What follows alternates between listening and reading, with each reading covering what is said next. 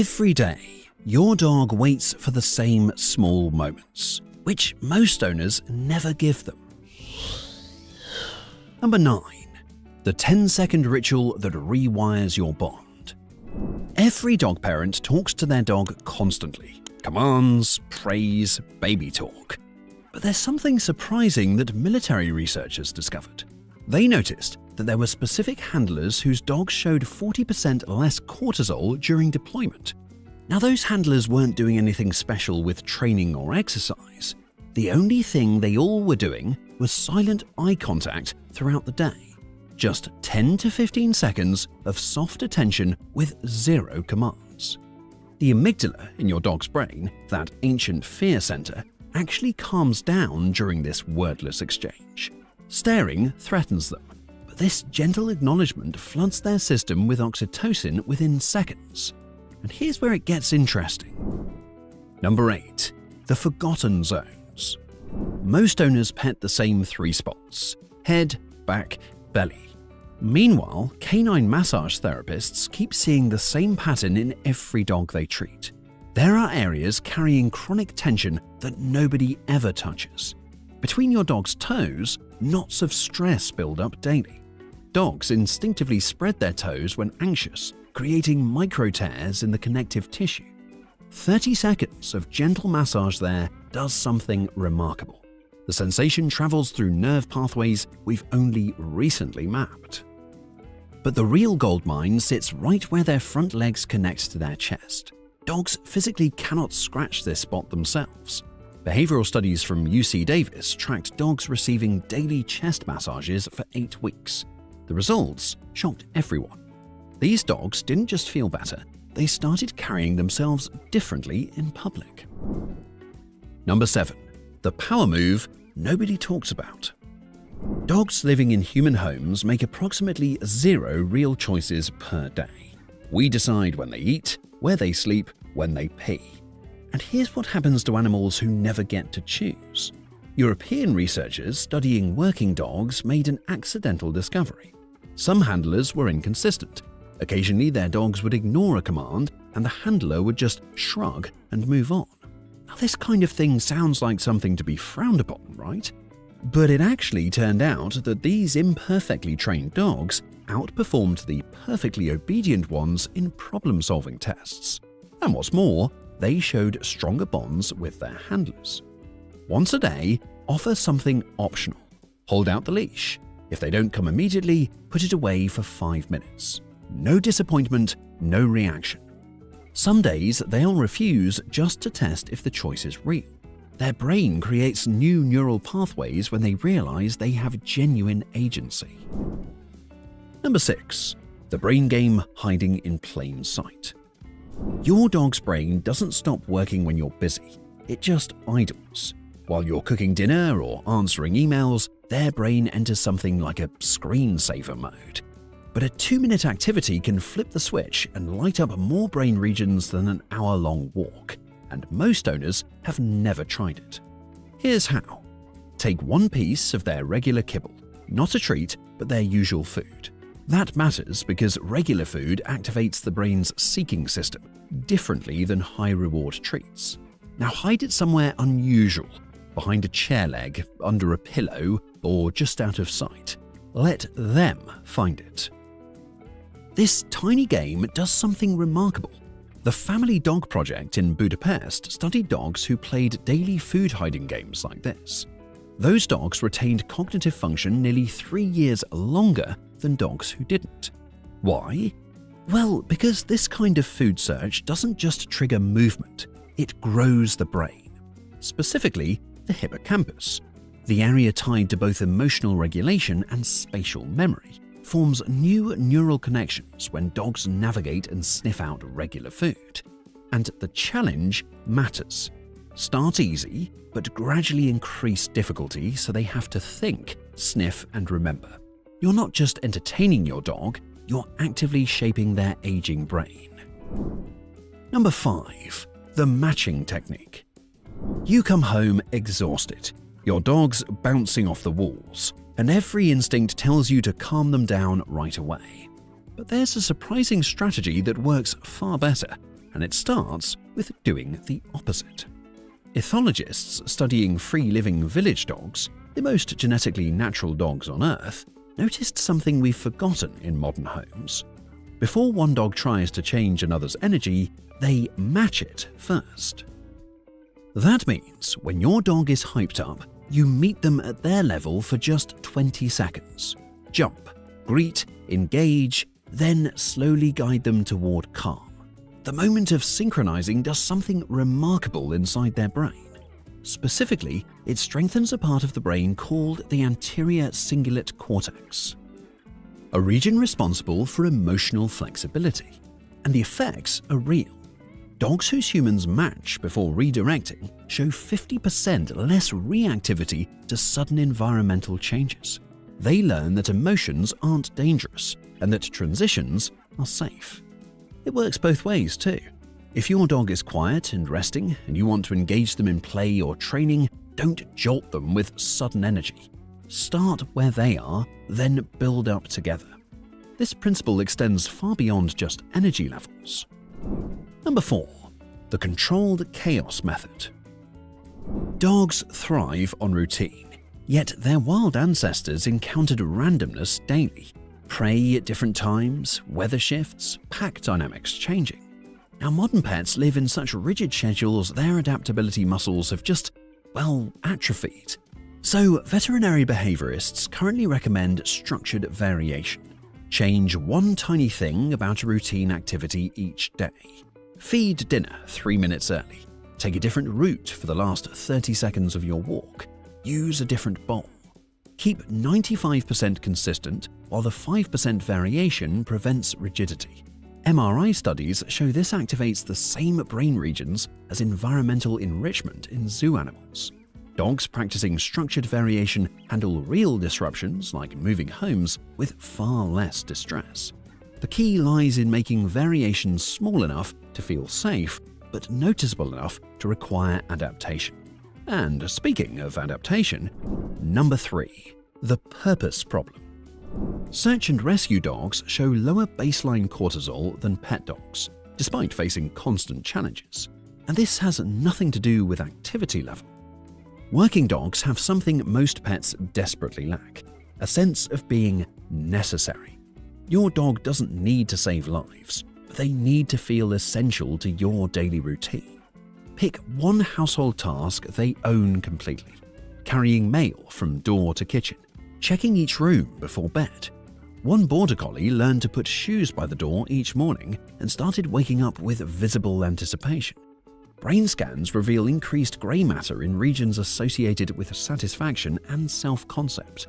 Now, dogs detect fake enthusiasm through chemical signals we don't even know we're releasing, so the job must be something you genuinely value. And just like humans need to feel valued, dogs also need one thing. Number 2.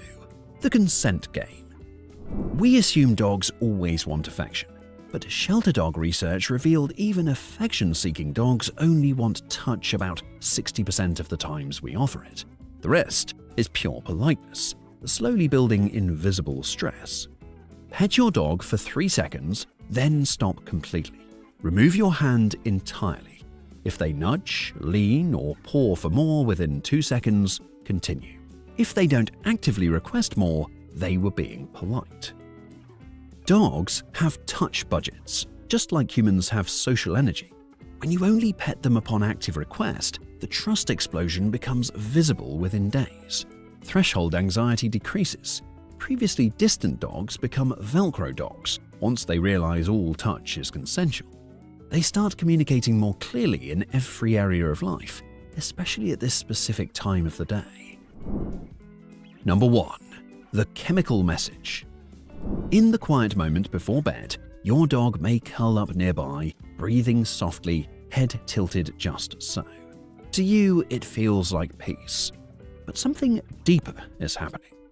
This is the perfect time to focus on the small things that make your dog uniquely yours. How they tilt their head when curious, the way their ears flick in response to sounds, or the steady rhythm of their breathing when they feel safe. As you take in those details with genuine gratitude, your body responds. It releases a powerful mix of bonding chemicals, oxytocin, dopamine, serotonin, and while it feels internal to you, your dog can actually smell that shift.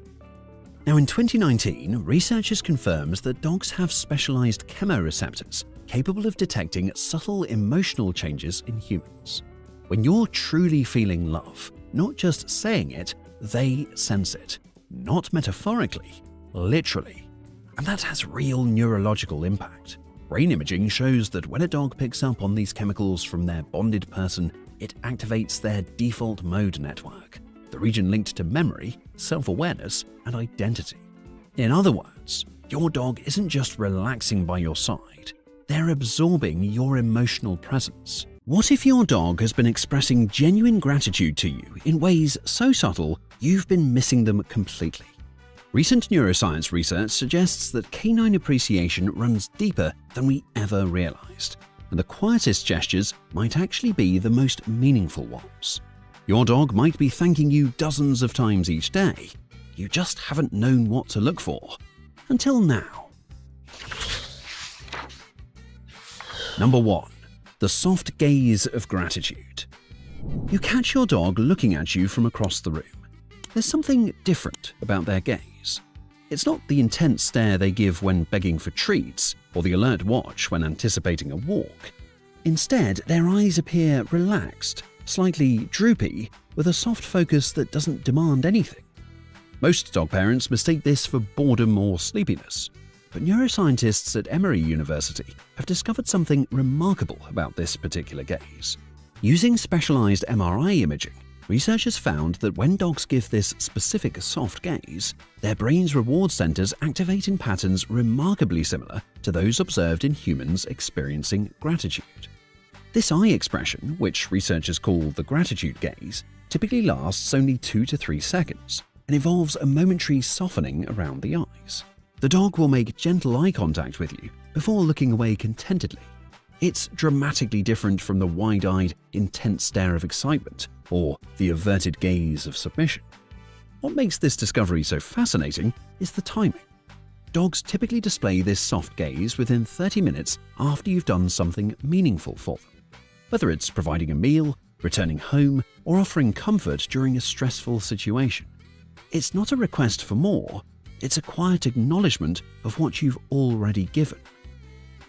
Studies from the Duke Canine Cognition Center found that rescued dogs display this behavior with significantly higher frequency than dogs who haven't experienced hardship, suggesting that dogs who have known scarcity may develop stronger appreciation responses. The next time you notice your dog giving you that gentle, fleeting look with soft eyes, know that you're witnessing one of nature's most beautiful expressions of thanks, a quiet acknowledgement that your care matters deeply to them. Number 2. Strategic resting positions. When was the last time you really paid attention to where your dog chooses to rest? The location might seem random, but behavioral scientists have uncovered fascinating patterns that reveal a dog's emotional state, particularly their feelings of gratitude. While an excited or playful dog will position themselves where the action is, a grateful dog engages what ethologists call proximity without demand, a behavior unique to social animals with complex emotional lives. Your dog will deliberately choose to rest in a spot that's close enough to maintain a connection with you, but not so close that they're seeking attention or physical contact. This strategic positioning serves a deeper purpose than simple companionship. Research from the University of Helsinki reveals that when dogs rest in your vicinity without asking for interaction, they're often engaging in a behavior known as protective gratitude, a phenomenon where dogs position themselves near their humans as a way of offering protection and security in return for care they've received. What's particularly interesting is that these sleeping positions shift based on recent interactions. After you've provided something meaningful, like medication when they're ill, comfort during a thunderstorm, or even just a particularly enjoyable walk, dogs are more likely to position themselves in what researchers call the guardian position, a spot that both allows visual contact with you while simultaneously placing them between you and potential entry points to the room. This behavior peaks approximately 15 to 45 minutes after you've done something significant for your dog, creating a window where their gratitude manifests as a desire to reciprocate your care through protection. It's not coincidental positioning, it's deliberate reciprocity. You might not think much of your dog napping near your workspace or choosing to settle in a spot where they can see you, but these quiet moments represent one of the most profound ways dogs say thank you, by offering their vigilant presence as a gift in return. Number 3. The contentment breath. When your dog is excited, their breathing becomes quick and shallow. We've all seen the rapid panting of an enthusiastic pup, but have you ever noticed the opposite? Those moments when your dog takes an unusually deep, deliberate breath, followed by a slow exhale that almost resembles a sigh. What you're witnessing might actually be one of the most overlooked expressions of canine gratitude. Veterinary behaviorists have identified a specific breathing pattern they call the contentment breath, a single deep inhalation followed by a slow, controlled exhale that often sounds like a gentle sigh. This isn't just any relaxed breathing. Research from the University of Vienna's Comparative Cognition Unit has documented that this distinct breathing pattern occurs with remarkable consistency during very specific circumstances, within 1 to 3 minutes after a human has provided something the dog values, particularly something that alleviates discomfort or fulfills a need. Using specialized respiratory monitoring equipment, researchers discovered something fascinating. This breathing pattern creates unique vagal nerve stimulation that actually reinforces positive emotional states in the dog's brain. It's not just an expression of gratitude, it's part of how dogs physically process the feeling of appreciation, cementing the positive association with the human who triggered it. What makes this sign so easy to miss is its subtlety. Unlike dramatic displays of affection, the contentment breath happens during quiet moments, after you've let them in from the rain, provided relief from an itch, or simply offered comfort during a moment of stress. It's a private expression of thanks that most humans completely overlook. Even more interesting is the social context of this behavior. Dogs rarely display this breathing pattern when alone, suggesting it serves a communicative function beyond simple physical relief. They want you to register their appreciation, even if you haven't learned to recognize it yet. The next time you do something helpful for your dog, pause for a moment and watch. That gentle sigh might be their way of saying thank you in a language few humans have learned to understand. Number 4. The gratitude ear tilt. A dog's ears are in constant motion, perking up at interesting sounds, flattening during fear, or relaxing when content. But there's one specific ear position that even experienced dog trainers often misinterpret: the gratitude tilt. When a dog feels genuine appreciation, they often display a subtle, asymmetrical ear position, where one ear tilts slightly backward while the other remains in a neutral position. This isn't random, it's a deliberate communication signal that evolved from wolves' complex social interactions. Researchers at the University of Zurich's Canine Science Center have documented this behavior across multiple breeds and found it occurs with remarkable consistency in one specific context: after receiving care that resolves discomfort. Whether you've removed a painful thorn from their paw, provided relief from heat on a sweltering day, or simply offered comfort during anxiety, this subtle ear tilt appears shortly afterward. What makes this signal so fascinating is that it's directional. The ear that tilts will consistently be the one on the side of the body toward the human who provided care. It's as if your dog is physically acknowledging you as the source of their relief. Using high-speed cameras to capture these micro-expressions, researchers found that this ear tilt typically lasts only 1 to 3 seconds, so brief that most humans miss it entirely. Yet, when slowed down and analyzed, the consistency of this behavior across different dogs suggests it's a deeply ingrained social signal rather than coincidental movement. Ethologists theorize that this behavior evolved as a way for pack animals to strengthen social bonds by acknowledging beneficial actions.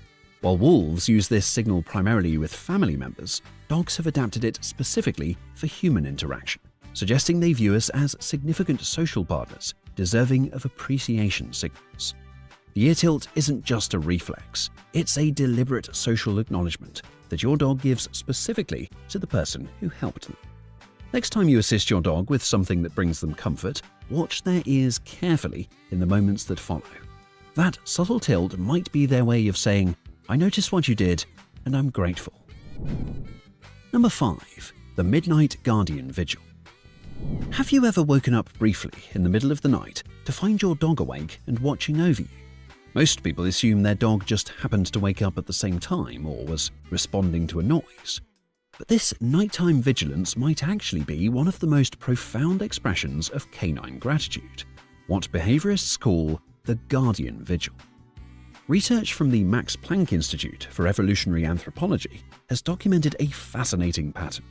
Dogs who are securely attached to their humans often interrupt their own sleep cycles to perform brief check-ins on their sleeping owners. These vigilance periods typically last between 30 seconds and 2 minutes before the dog returns to sleep. What makes this behavior extraordinary is its timing. Using infrared cameras to monitor dogs throughout the night, researchers discovered that these check-ins aren't random. They follow a consistent pattern tied to REM sleep cycles and occur with greater frequency after days when the human has provided exceptional care or support to the dog. The science behind this behavior reveals something profound about the canine-human bond. During these brief vigils, a dog's brain shows activity patterns in the prefrontal cortex and amygdala that mirror patterns observed in humans experiencing feelings of protectiveness toward loved ones. It's not just instinct, it's an emotional response rooted in attachment and reciprocity.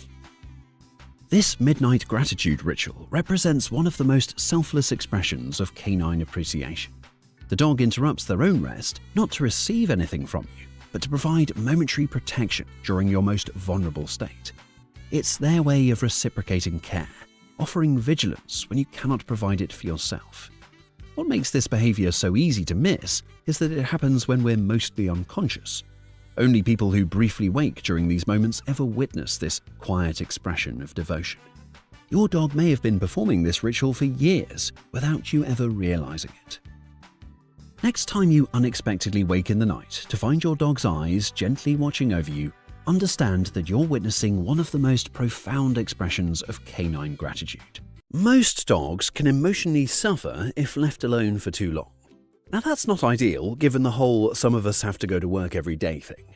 There are things many pet parents do without realizing that can make the situation a whole lot worse.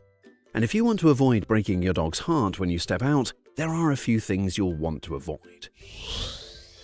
Leaving without saying a thing. Now, given how much of a hoo-ha our dogs can cause when we try to leave, many pet parents of precious pooches can be tempted to slip on out in order to minimize fuss. It's logical. You don't want to make a big deal. You do not want to rile them up. So, you grab your keys quietly, you slip your shoes on slowly, and you close the door without saying goodbye.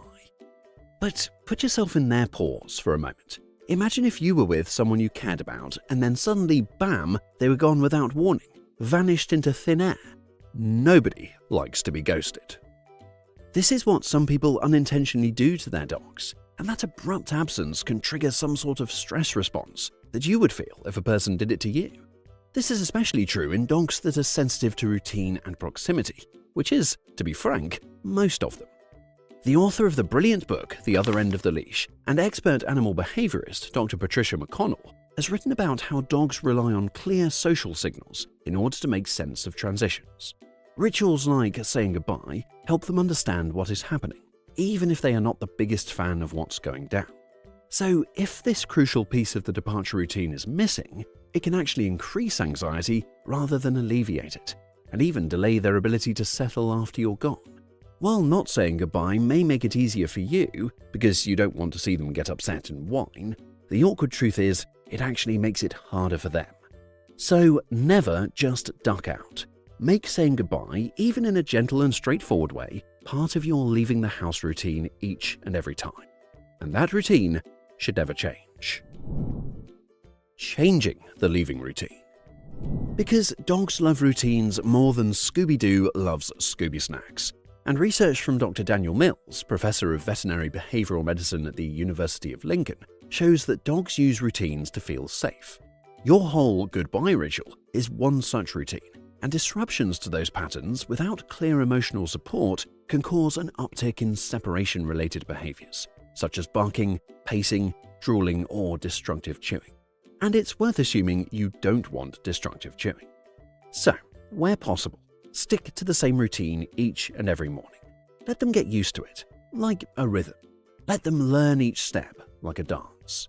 But life is life. Inevitable and unavoidable changes will occur from time to time that cause a shakeup, necessitating the goodbye ritual. When that happens, don't just hope they'll get it, but actively support them through it. Do a few practice runs while staying at home to desensitize them, or add a cue that always stays the same no matter the schedule. But there will be more about cues in a bit. The more consistent you are with these patterns, the easier it is for your dog to relax. Scent confusion. Wrong. We figure out where we are by looking at stuff. But with dogs, it's a slightly more complex situation. Scent plays a much more major role in navigating the world for them, and your smell is a part of that. When you are around, your scent brings comfort, and if your smell leaves for work with you, well, according to Dr. Mark Bekoff, ethologist and professor emeritus at the University of Colorado, scent is a major regulator of emotional stability for dogs. So when those familiar scent markers are disrupted, this can sadly lead to uncertainty or distress. That is why some dogs often curl up on your clothes when you're gone. It is why they wait by the door where your scent is most potent, as it's where you were last. So if we think about things from their perspective, it would probably be disorienting if everything smelled different, right? It would be like if you came home only to find all the furniture rearranged. That's why an epic deep clean shortly before you bolt out of the house for an extended stretch of time is classic heartbreaker clock territory. If you need to clean or replace a scent-heavy object, try introducing the new version slowly. Let them sniff it, sit near it with them, or better yet, rub it down with a blanket or towel they've used. Bring their scent back into the fabric. Whatever you do, don't do this 5 minutes before leaving for work. Do it when you know you're going to be in the house for a little while. And if you know you'll be gone for a long time, leave behind something that smells like you. A worn t-shirt. By ensuring the house still smells of you, you can minimize how upsetting they find the lack of you actually being there. Locking them out of their spot. In general, shutting the door to rooms is to be avoided. When we're gone, our dogs are, in a roundabout way, prisoners. All they have to explore is that one house and that one house alone. Unless they have access to a network of secret tunnels, but for the sake of this video, I'm assuming they don't. So, the last thing you want to do is reduce the scope of that even more. With that said, sometimes you might have no choice. Maybe there's something in a particular room you simply can't have them getting their paws up in, like your secret stash of future treats. Here's where that gets tricky.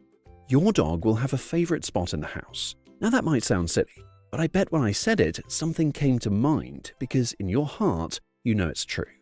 Maybe it's the spot under the table, or the corner of the bed, or the sunny patch by the back door. It is not just where they nap. It is their fave spot because it is where they feel safe. As much as possible, make sure they are not locked away from this particular spot while you are out. Because when stressed or lonely, this spot might bring a great deal of comfort. If it's under the kitchen table, don't shut the door to the kitchen. If you have to because something valuable is in the kitchen and you're scared of your dog knocking it over and breaking it, consider moving it out of the kitchen. Because it can be lonely and quiet in the house without you. But before we get into the weeds of how to deal with a quiet home, some of you might be thinking, my dog never expresses separation anxiety. They never chew anything. Well, that's why we wanted to include a bonus section. Bonus. Not all dogs show they're upset in obvious ways. Barking louder than the Glastonbury Festival, ripping the couch to shreds, peeing on everything like they're trying to fertilize it. Some dogs have some rather large and loud ways of expressing separation anxiety. But if we only associate that kind of behavior with trouble accepting we're leaving, we might miss some more subtle signs. Because some dogs don't express their pain in big ways. Some express it simply by sitting and waiting quietly by the door. According to veterinary behaviorist Dr. Karen Overall, signs of passive stress in dogs can include much smaller gestures than we realize, including yawning, lip licking, and even lying in a tense position for hours. Showcasing their feelings like this, rather than in big, showy gestures, is common in dogs with high emotional intelligence, especially if they did not receive attention or connection before you left. For dogs that are deeply bonded, emotional neglect, even accidental, can register as loss, which is why the things on this list are so important, even if your dog might not seem to be that bothered. Leaving the TV or radio off. Being left alone in silence can be boring to the point of heartbreaking. Imagine life before TV and YouTube. It doesn't bear thinking about. When you're home, your dog's life is full of joyous noise. But when you leave for work and they are suddenly thrown headfirst into nothingness, a lot of dog owners leave a TV or radio on when they go out. The idea is simple: background noise to keep the house from feeling empty. And this can do wonders for helping dogs who struggle with separation anxiety. Most experts recommend it. But there's a massive caveat. Leaving the TV or radio on the wrong way. Because sometimes leaving the TV or radio on can actually break their heart just as much as leaving it off. If, according to Dr. Nick Dodman, a professor emeritus at Tufts University and veterinary behaviorist, you leave it on the wrong way, he warns that unpredictable noises can startle or stress out our dogs. And if a TV show with a few good, exciting twists is on, then the occasionally shocking sound might happen. Now, Breaking Bad wasn't renowned because it had a chilled-out plot, was it? Dogs do not understand plot lines or laugh tracks. Sudden shifts in volume, even if it's just a dramatic Hans Zimmer soundtrack or a sudden commercial, can feel like a threat. There are researchers at the University of Glasgow who, and I do not exaggerate, have the best job of all time. They were tasked with figuring out precisely what sounds are best to be left playing to soothe our dogs. And guess what they settled on? Soft rock and reggae. That's right, someone was paid to figure out dogs like Bob Marley. Or should that be Dog Marley? And perhaps predictably, classic music also went down well. But curveball, only in short bursts. If you do opt to create noise for your dog while you are out, music is better than television. But choose purposefully. Less Ozzy Osbourne and more Desmond Dekker. If you have the cash to spare, a white noise machine might be even better. But if not, no worries. Most streaming services actually have dog-specific playlists perfectly cultivated for calming pets. Not offering a comfort cue. When we leave our homes, there's a whole routine at work. We grab our keys, we grab our phone, we pop on our shoes, check the time, etc., etc. There's a lot going on. But there is one vital step most pet parents of precious pooches are skipping that should 100% be folded into the routine. Get yourself a snack. No, just kidding. Give your dog a comfort cue. The American Kennel Club's certified applied animal behaviorist, Dr. March Birch, has said that consistent comfort cues, aka signals your dog can associate with safety and predictability, can hugely decrease the sense of uncertainty that goes on to fuel separation distress. Maybe it's taking a moment to hand them a toy, possibly a blanket, or a quick scratch of the ears accompanied by a soothing phrase. Maybe giving your dog something, anything, that is a pleasant and consistent step in your departure routine. Our dogs are never going to understand, "I have a dentist appointment, please don't panic." But what they do understand is, "Oh, every time Mum hands me that stuffed fish, she returns eventually. All is well." Pick a cue, and no matter what it is, from saying, "Guard the house, buddy," to saying, "Pineapple o'clock," literally anything. So long as you do it each and every time, that repetition will build trust. Otherwise, they may get clingy and Velcro-like, which can definitely be annoying. But no matter how annoying, you should never punish pre-departure clinginess. That routine we were just talking about, the keys, the shoes, the bowler hat, whatever it is you grab before you leave the house, your dog knows that routine like the back of their paw. That means when they see some of the similar signs, like you putting your shoes on, they might get a little restless, and Velcro mode might be initiated. Now, according to Dr. Karen London, yet another certified applied animal behaviorist, punishing or scolding this behavior can worsen separation-related stress. When dogs are anxious, they seek reassurance. And yes, that can take the form of intense shadow or whining. They may even nudge your legs like they're trying to knock them off. So it makes sense that you'd be annoyed. But if they get reprimanded, they may wind up feeling even more uncertain. So they get even more clingy, and boom, the cycle deepens. This doesn't mean you should just tolerate their all-new Velcro ways, but what experts recommend is to redirect the clinginess when you're attempting to put your coat on, rather than reject it. During those attention-seeking, whiny moments, try to gently guide your dog while repeating a nice, calming phrase to a pre-prepped resting place, like a nice, cozy corner with a hoodie of yours in there for them to curl up on. Maybe even give them a treat of some kind for a redirection well done. Clinginess is not a flaw. It is communication, and sometimes it is a little heartbreak worn on their sleeves, their furry sleeves, which is why disregarding their upset when you're leaving can feel a touch like slamming a door on someone mid-hug. Though there is a line between building a structured routine and it becoming too much of a performance. Because what is a performance if not drama? Making leaving a performance. Your dog is like SpongeBob SquarePants, and that's an issue. When emotions are higher than a shocked giraffe's eyebrows, we can all be prone to overcompensating in an attempt to fix things.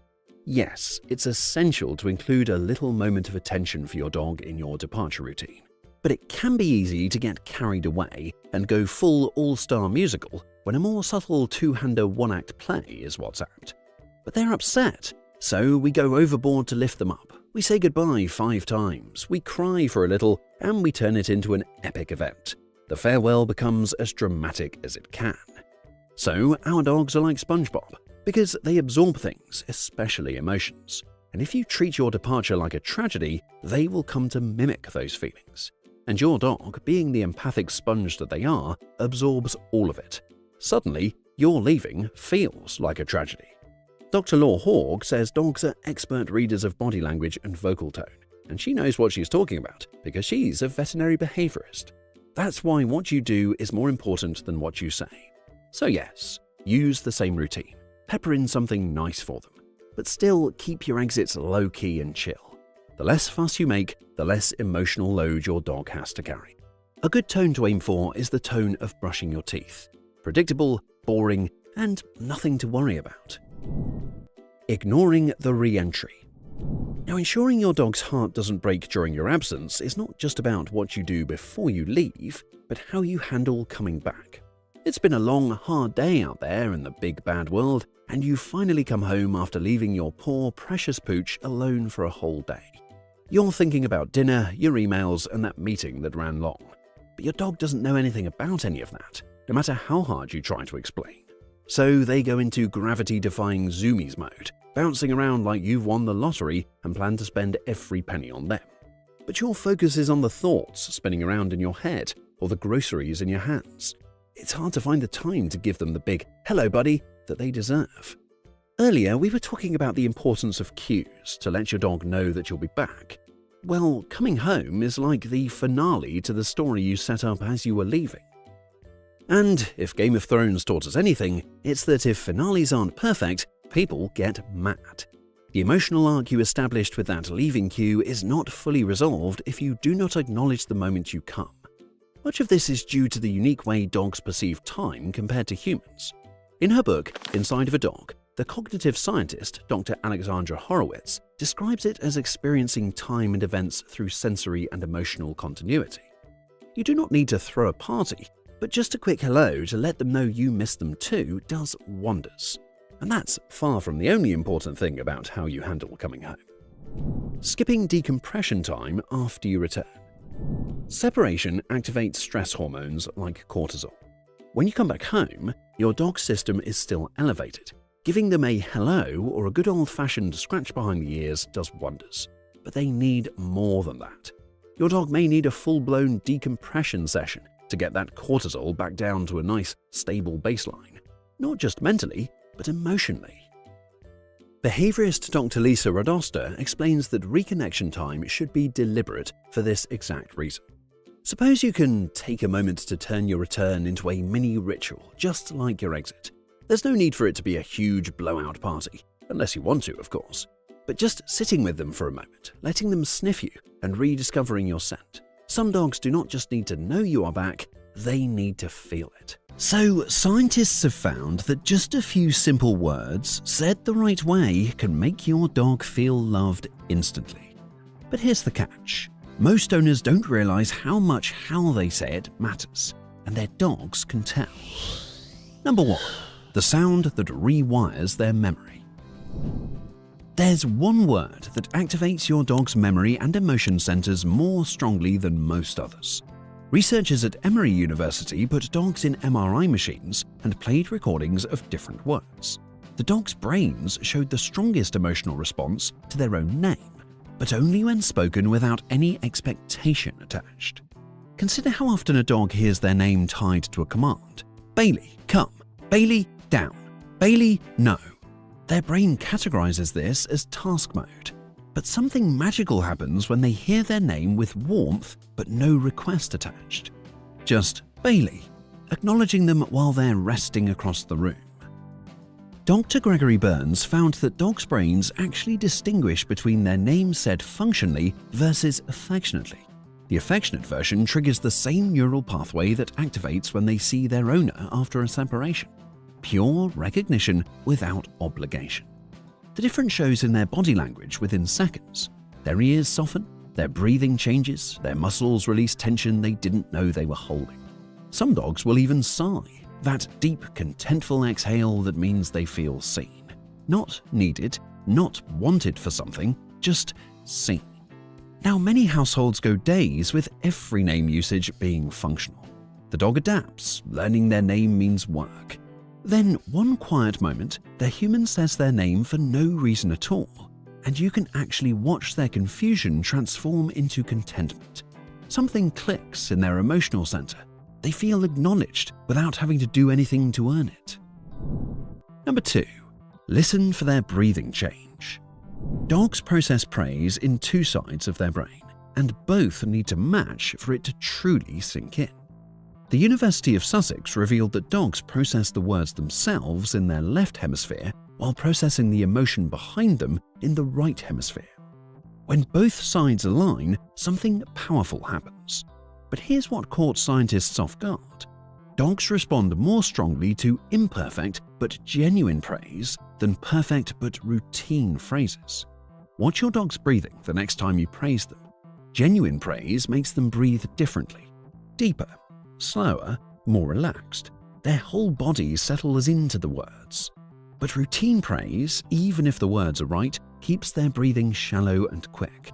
They're still waiting for what comes next. The research shows dogs actually prefer when owners stumble over their words in genuine excitement. Good, such a good, you good baby, hits their emotional centers harder than a clear, good dog.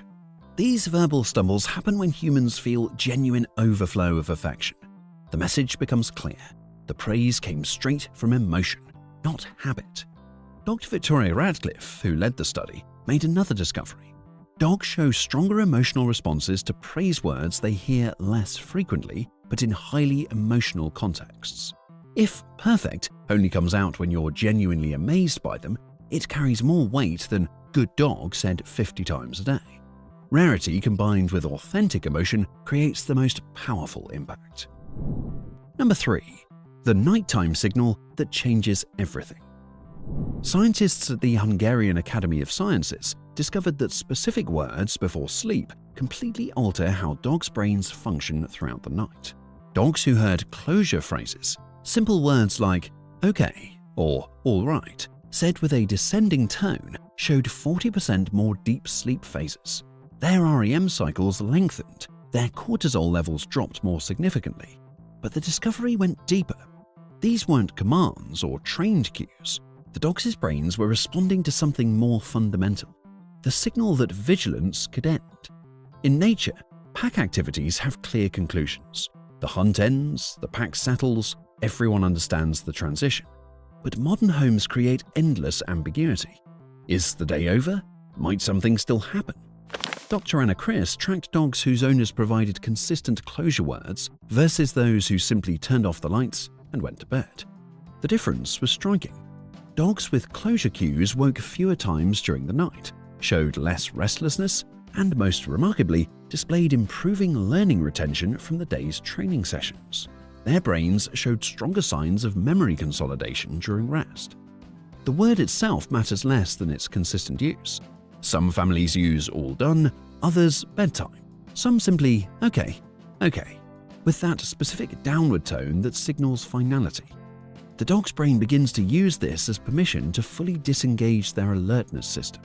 One unexpected finding: dogs who received these closure cues also showed lower baseline anxiety the following day. The quality of their rest was affecting their emotional resilience hours later. They weren't just sleeping better, they were living calmer. Number 4. What happens when you whisper?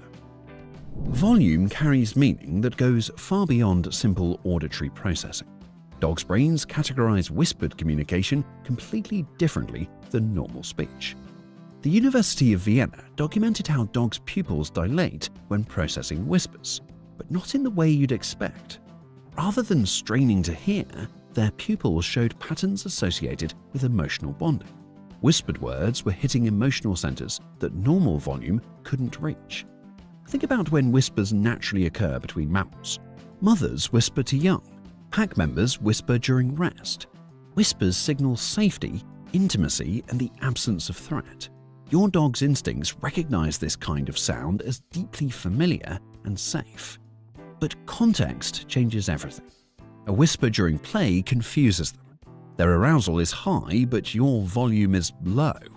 However, a whisper during calm contact, when they're lying against you or settling for sleep, creates what researchers call acoustic bonding.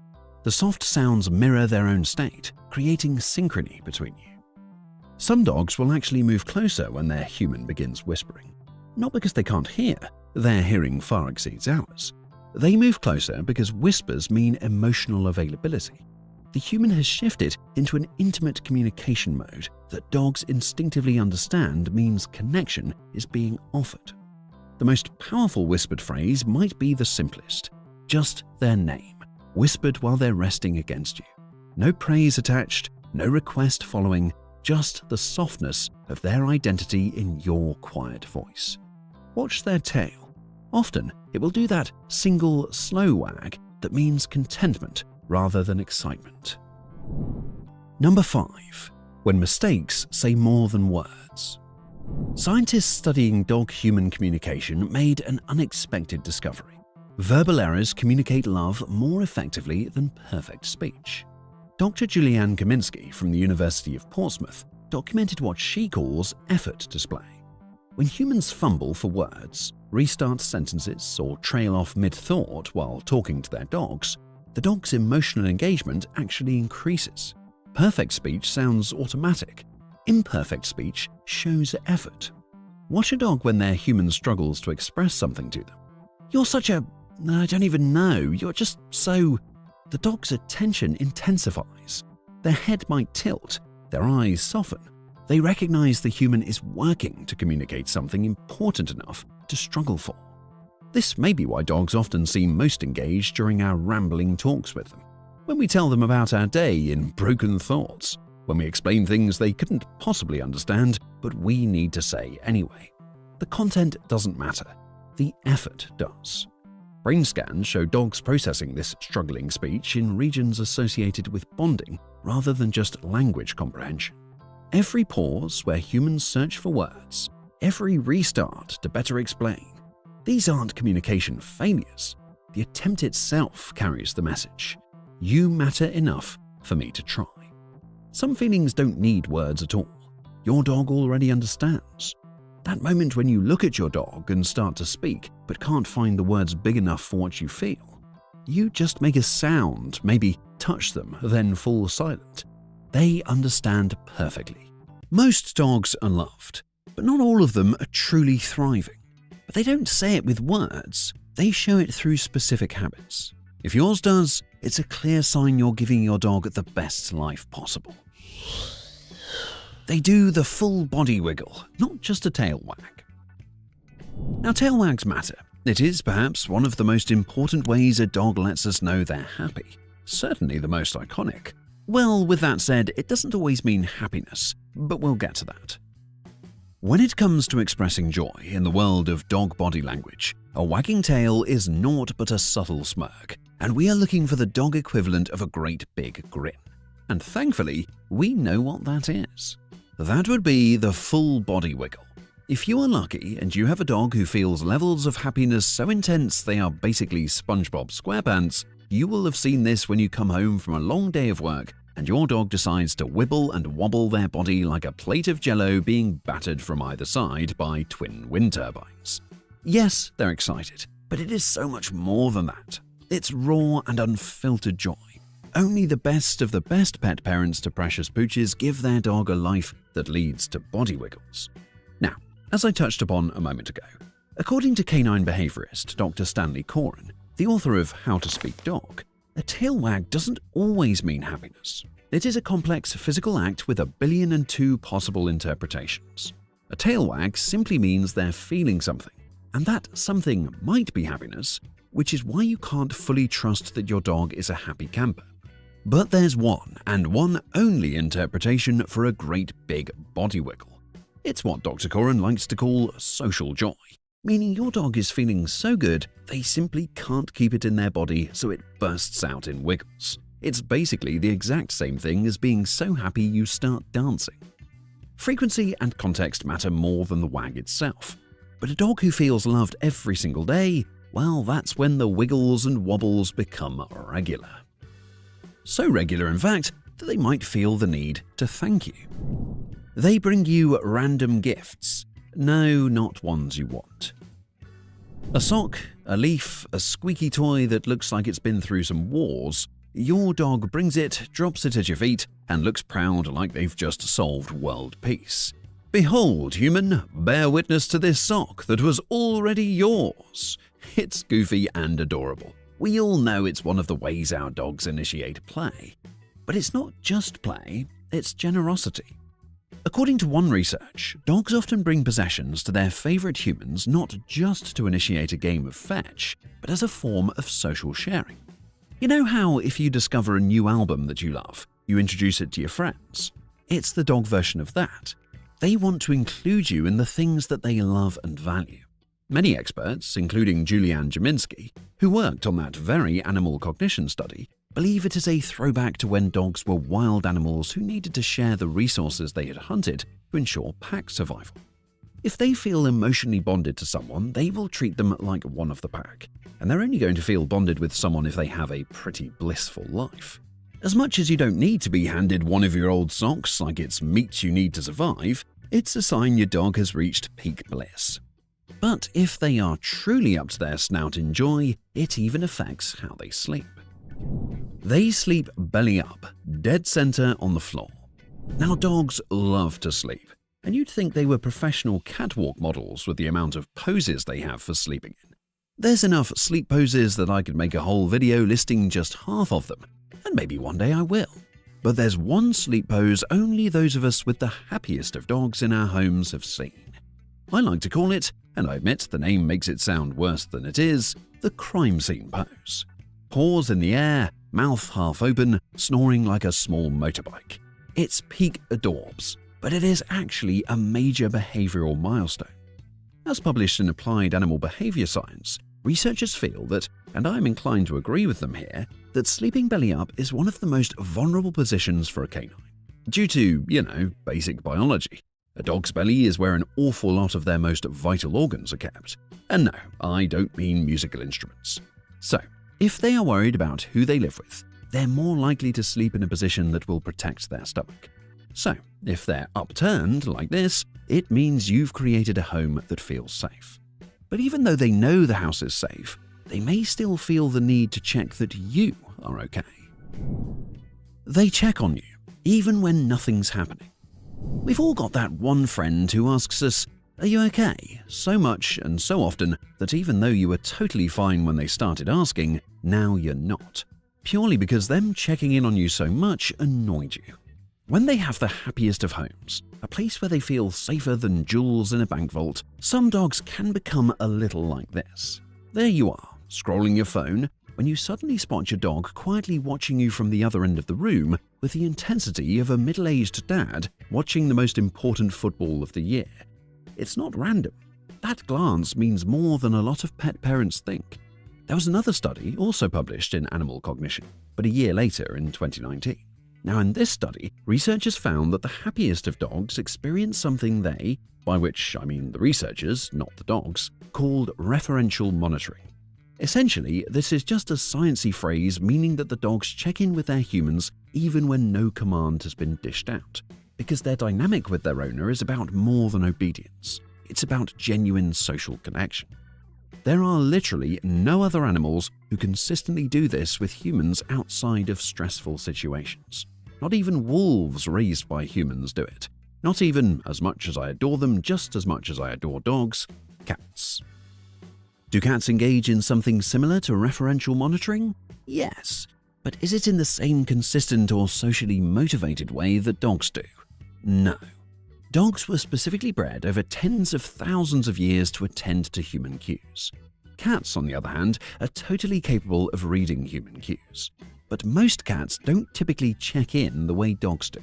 For example, yet another study in animal cognition, this time one published in 2021, found that cats can follow a human's gaze and even respond to emotional expressions. They're much less likely to seek confirmation or reassurance. And some earlier research, conducted by Galvin and Vonk in 2016, found that cats definitely can distinguish between positive and negative emotional expressions on human faces, but they don't reliably alter their behavior based on them unless there's a direct benefit. You know, like food or safety or snuggles. So while most animals don't do this, not even very happy cats living in very happy homes where they are beloved, it's a big deal if your dog does this with you. Real top 10% of pet owners stuff. If your dog routinely looks over, meets your eyes, and then relaxes again, they are so happy being around you that they like to take the occasional moment to confirm you're okay. Just like the best of friends do. And while we're on the subject of things best friends do, they show you their butt. If the eyes are the window to the soul, the butt is the window to the trusting friendship. It's easy to forget a dog isn't a human, because our precious pups are our best friends in the world. They mean the world to us. It's a bond like no other, so we almost don't see their species. But then the odd culture clash surfaces. Like thinking an old sock is the perfect present, we're reminded of the many ways that they're not like us. And nowhere is that more evident than the proud presentation of one's buttocks. If a human friend of yours proudly turned their back on you, preferring to show you their butt than their face, you would have every right to be, at best, baffled and at worst, deeply offended. But if your dog ever turns their back to you and sits down facing away, well. According to one of the founding members of the American College of Veterinary Behaviorists, dogs present their hindquarters to those they consider safe. It's a way of saying, I trust you to watch my back. But not all signs you should keep an eye out for are so brazen. Some are as subtle as the letter B in the word subtle. For example, they initiate cuddle time, but then leave. A dog that comes to you for attention may be a splash needy, and one who storms off may be grumpy. But here is where nuance comes into play. Does your dog confidently come to you for affection whenever they want it? Do they also wander off without any fuss whenever they are fed up and want some alone time? This is actually a sign of the healthiest attachment style possible. It is what the veterinary behaviorist Dr. Karen Overall calls secure attachment. It is the ideal attachment style for any pet, really. Essentially, it means your dog feels safe enough to seek contact, but confident enough to explore independently. It's the dog equivalent of having a friend you can talk to about anything, but who it doesn't get awkward with if you decide not to chat for a bit. Because it's love without anxiety, the ultimate balance.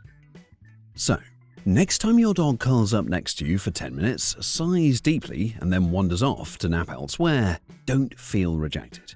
That's not your dog saying, I'm done with you. That's them saying, I love you, but I feel secure enough to have some me time when I want it. And that's the kind of emotional growth that can only be nurtured in a truly safe and wonderful home. But when they are in the mood to hang out with you, how they hang is yet another big sign. They roll onto their side when you pet them. It goes without saying, but how your dog responds to physical attention from you is a huge sign of how content and happy they are. If your dog starts out sitting or standing while you pet them, but slowly rolls onto their side or even their back, as if they're melting like an ice sculpture in the sun, that's a big emotional clue, because they are clearly enjoying it so much they're willing to lose a fight with gravity and collapse into ecstasy.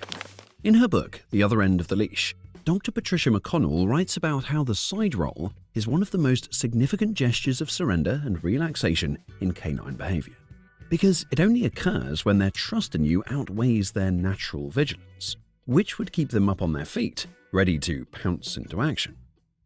They are literally letting their guard down, physically and emotionally.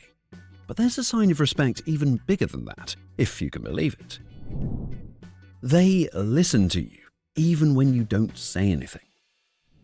Our dogs listen to us so much more than we think. When I say our dogs, I don't mean the dogs you and I share together, I mean our individual dogs. But something I don't touch upon in that video, so will do here, is that when dogs feel extremely comfortable with their human family, they will actively listen to them even when said humans don't speak at all. You know those moments when you just look at your dog and they seem to know exactly what you mean? Like you're thinking, "Don't jump on the couch," and somehow they already pause mid-leap. That's not random luck. According to a study published in Current Biology back in 2016, dogs process human speech in both hemispheres of their brains. One tackles the meaning of the words, the other tackles tone.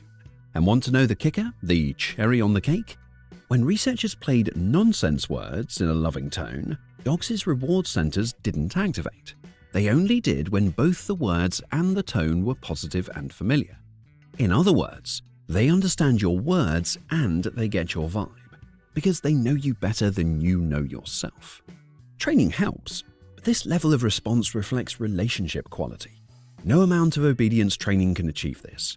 Your dog and you simply have to have a connection, and that connection can only be fostered in the most perfect conditions, a truly loving environment.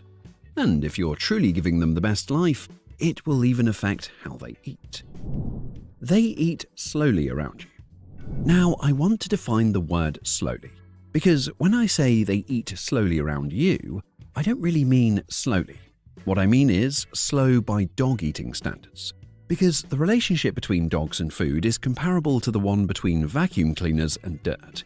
They hoover it up like they are paid to do it. But if your dog eats comfortably near you or pauses mid-meal when you talk to them, that means they are willing to stop consuming calories to acknowledge you. Take a moment to think about that. Your dog likes you more than they like food. Jokes aside, in his book The Emotional Lives of Animals, the behavioral ecologist Dr. Mark Beckhoff writes about how eating time is one of the most vulnerable times for dogs. Back in the wild, dropping their vigilance to tuck into some dinner is when dogs are at their most vulnerable. And those ancient instincts are still deep in your dog's bones.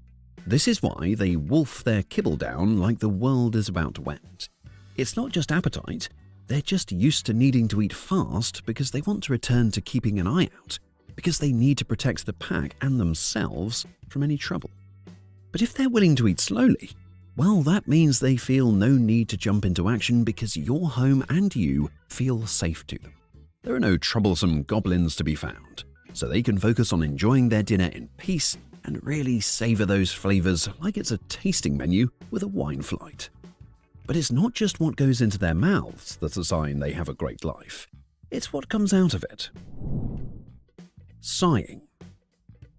Now, there is a very specific sign a dog that is truly zen unleashes. Every dog parent knows it.